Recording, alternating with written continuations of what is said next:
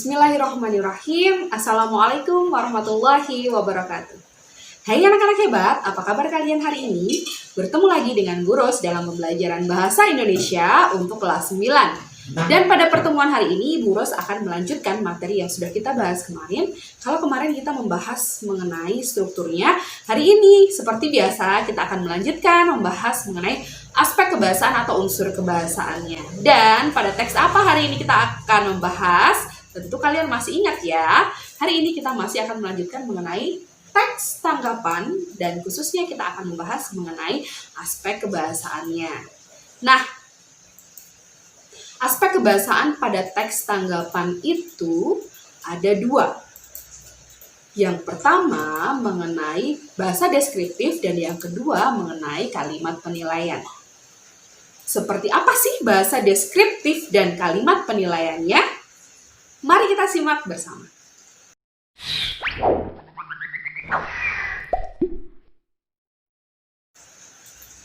Bahasa deskriptif.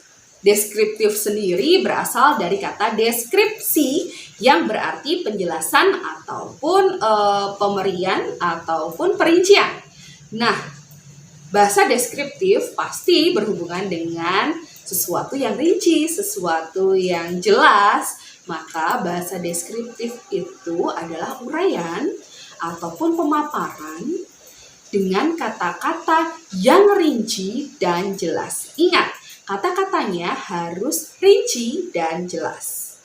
Nah, untuk itu Bu Ros akan memberikan contoh kepada kalian bagaimana caranya mendeskripsikan atau bagaimana caranya menjelaskan sesuatu secara rinci dan jelas. Nah, di sini Bu Ros punya sebuah sempoa. Sempoa ini berbentuk persegi panjang. Nah, ini penjelasan yang pertama atau pendeskripsian yang pertama. Dari bentuknya terlebih dahulu, bentuknya persegi panjang. Di mana terdapat dua bagian di sempoa ini. Satu bagian lebih kecil dan satu bagian yang lebih besar. Bagian yang lebih kecil berisi manik-manik yang berwarna merah dan setiap barisnya hanya terdiri dari satu manik. Sedangkan bagian yang lebih besar, manik-maniknya berwarna hijau dan setiap barisnya terdapat 4 manik-manik. Nah, ini kalau kita ingin mendeskripsikan tentang sempoa. Kalian bisa mendeskripsikan hal-hal yang lainnya. Misalnya tentang buah-buahan, misalnya tentang jeruk, tentang apel, ataupun yang lainnya. Nah, di bahasa deskriptif ini tujuannya adalah untuk membuat pembaca memiliki gambaran ataupun mempunyai gambaran tentang sesuatu yang ingin kita tanggapi. Jadi misalnya Bu Ros tadi ingin menanggapi tentang sempoa tadi, maka Bu Ros memberikan gambaran mengenai sempoa itu seperti apa agar orang yang membaca belum pernah melihat sempoa, maka mereka akan mempunyai gambaran sedikit tentang sempoa. Begitu juga untuk teks tanggapan. Nah, di teks tanggapan sendiri kalian bisa memberikan tanggapan tentang peristiwa, tentang berita, ataupun tentang karya seni ataupun karya sastra. Jadi, yang kalian tanggapi tidak harus selalu mengenai karya saja, tetapi bisa mengenai peristiwa ataupun berita. Ini yang membedakan teks tanggapan dengan teks ulasan. Jika di teks ulasan biasanya yang dibahas hanya tentang karya, baik karya seni ataupun karya sastra, tetapi jika di teks tanggapan kalian bisa menanggapi tentang peristiwa ataupun tentang suatu berita juga. Tidak hanya tentang karya saja.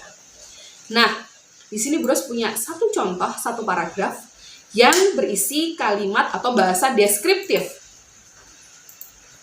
Di sana dideskripsikan tentang kenapa sih anak-anak itu belum mempunyai SIM, begitu. Oke?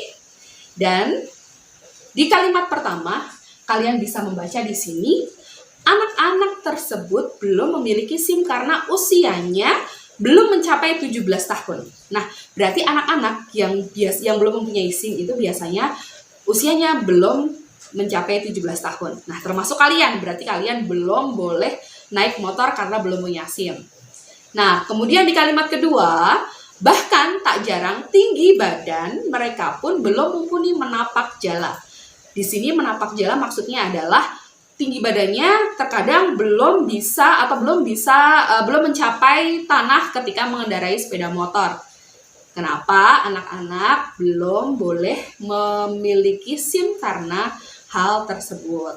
Terus selanjutnya, tak hanya itu, faktor belum matangnya psikis mereka pun sering jadi penyebab kecelakaan lalu lintas. Nah, ini yang paling utama. Anak-anak di bawah 17 tahun biasanya faktor psikisnya belum matang. Jadi psikisnya itu belum matang. Jadi ketika di jalan, ketika ada suatu kejadian yang mengharuskan mereka untuk mengambil keputusan, mereka biasanya akan bingung dan akhirnya ya sudah, nabrak saja daripada nanti aku harus begini. Nah, mereka pemikirannya belum sampai ke sana. Jadi akhirnya banyak kejadian di mana anak-anak di bawah usia 17 tahun menyebabkan kecelakaan. Nah, ini adalah 3 kalimat deskriptif yang menjelaskan mengenai kenapa anak-anak belum boleh memiliki SIM dan khususnya belum boleh naik sepeda motor. Itu mengenai bahasa deskriptif. Kemudian selanjutnya adalah kalimat penilaian. Nah, di sini ini sebenarnya untuk penilaian sendiri, kata penilaian itu sebenarnya bisa menjadi satu hal yang membedakan antara teks ulasan dengan teks tanggapan. Jika di teks tanggapan, kalian bebas boleh memilih menilai atau tidak. Bahkan cenderung ketika di teks tanggapan itu biasanya memberikan komentar saja. Tetapi ketika di teks ulasan, kalian wajib memberikan penilaian. Penilaian di sini biasanya berisi tentang, ketika itu di teks ulasan, berisi tentang apakah suatu produk yang sedang kalian ulas, apakah suatu barang ataupun benda ataupun karya sastra atau karya seni yang sedang kalian ulas itu layak untuk direkomendasikan. Biasanya penilaiannya seperti itu. Tetapi kalau di teks tanggapan, karena di sini ada aspek kebahasaan yang kedua, yaitu kalimat penilaian. Penilaiannya bukan hal yang seperti itu, tetapi penilaiannya lebih pada kita memberikan apresiasi apakah kita suka dan tidak suka terhadap barang, peristiwa, ataupun berita yang sedang kita tanggapi. Jadi di kalimat penilaian pada teks tanggapan berisi 2, pujian dan kritikan. Nah, kita akan membahas satu persatu. Kita mulai dari kritikan terlebih dahulu. Kalimat kritikan itu biasanya muncul karena ada ketidaksetujuan kita terhadap sesuatu yang kita tanggapi. Nah, di sini ada satu contoh kalimat kritikan. Penampilan kamu malam ini sudah bagus. Hanya saja di situ ada kata yang dicetak miring ya. Pemilihan kostum yang kau gunakan pada malam ini kurang cocok dengan postur tubuh kamu yang pendek. Nah, di situ ada kata hanya saja. Nah, pada kalimat kritikan biasanya ditandai dengan konjungsi pertentangan. Misalnya, konjungsi pertentangan yang sering kalian gunakan adalah kata tetapi. Kita ganti saja di situ dengan kata tetapi. Penampilan kamu malam ini sudah bagus, tetapi pemilihan kostum, nah itu kan masuk juga. Berarti ketika kalian melihat ada satu kalimat, kemudian di situ kalimatnya adalah berada pada teks tanggapan, ada konjungsi pertentangan di sana, maka kalimat yang sedang kalian baca bisa jadi kalimat penilaian yang berisi kritikan. Apakah hanya tetapi saja, Bu? Tidak, ada kata namun juga di sana ya untuk konjungsi pertentangan, dan yang lainnya nanti bisa kalian cari sendiri. Selanjutnya, setelah kritikan, kalimat penilaian yang kedua yaitu mengenai pujian. Kalau pujian ini biasanya lebih karena kita kagum ataupun kita suka terhadap sesuatu yang sedang kita tanggapi. Jadi biasanya berisi tanggapan-tanggapan yang positif. Nah, contohnya seperti ini. Kami bangga padamu meski keterbatasan ekonomi, kau berhasil lulus dengan predikat cum laude. Nah, pada kalimat pujian biasanya ada kata sifat yang baik yang disampaikan di sana. Di contoh kalimat ini ada kata bangga. Bangga ini adalah kata sifat yang baik. Bisa juga misalnya indah sekali, atau bisa juga baik sekali, bisa juga dengan kata-kata yang lainnya. Yang intinya adalah mengenai kata sifat yang baik. Apabila di teks tanggapan kalian menemukan ada kalimat yang berisi kata sifat yang baik, berarti di sana kalian sedang menemukan kalimat pujian. Oke anak-anak, itu saja yang bisa Bu Ros sampaikan. Semoga kalian paham.